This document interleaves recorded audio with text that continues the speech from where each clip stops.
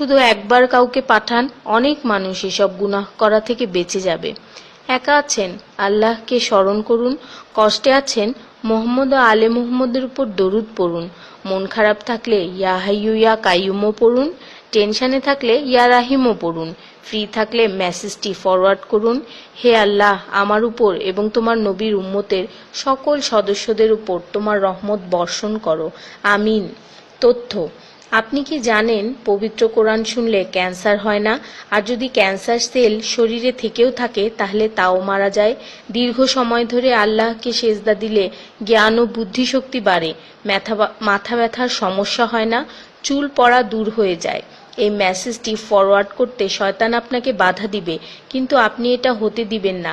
আর সব কন্ট্রাক্ট নাম্বারে সেন্ড করে দিন।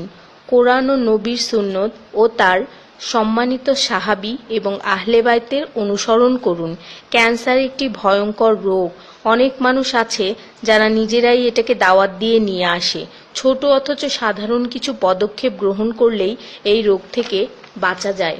বেশিরভাগ মানুষ খাবারের পরপরই পানি পান করে নেয়। খাবারের পর পানি পান করলে রক্তে বিদ্যমান ক্যান্সারের জীবাণু থেকে তৈরি হওয়া ক্যান্সার সেলগুলোকে অক্সিজেন সরবরাহ করে। নবী পাক সাল্লাল্লাহু বলেছেন, খাবারের আগে পানি পান করা শেফা। খাবারের পরপরই পানি পান করা কলেরা রোগের কারণ। তাই সর্বোত্তম হলো খাবার শেষ করার কিছুক্ষণ পর পানি পান করা। তিনি আরো বলেছেন, 1 চিমটি লবণ খেয়ে খাবার শুরু করো আর 1 চিমটি লবণ দিয়ে খাবার শেষ করো। এ কথাগুলো তাদেরকেও জানিয়ে দিন যারা আপনার কাছে জীবনের চেয়েও প্রিয়।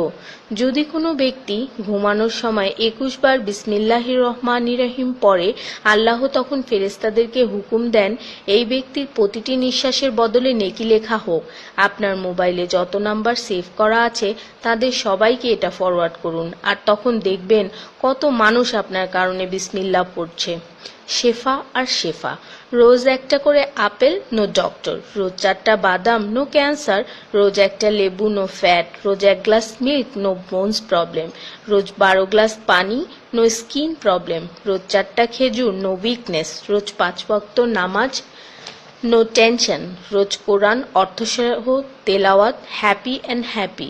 So don't stop forward please.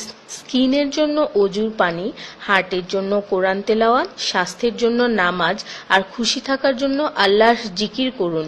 জেনে রাখবেন, ভালো কথা প্রচার করা সৎকার সমতুল্য।